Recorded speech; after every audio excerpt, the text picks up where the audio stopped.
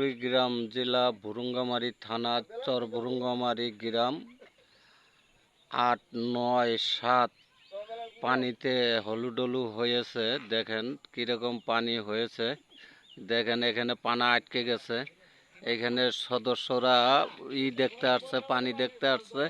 দেখেন দেখেন কি অবস্থা, কি অবস্থা একটা।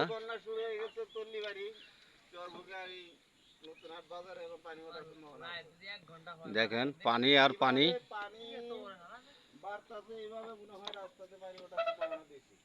এখন যেমনে পানি বাড়তাছে তাতে মনে হয় রাস্তাতে উঠে যাবে পানি কিছুক্ষণ পর।